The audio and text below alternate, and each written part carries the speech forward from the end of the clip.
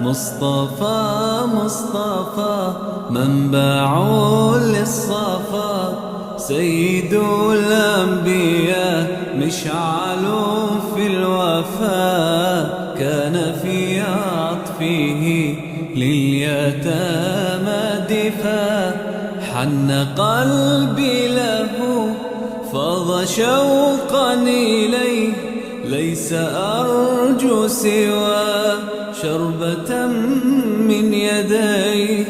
الصلاة عليه والسلام عليه للسماء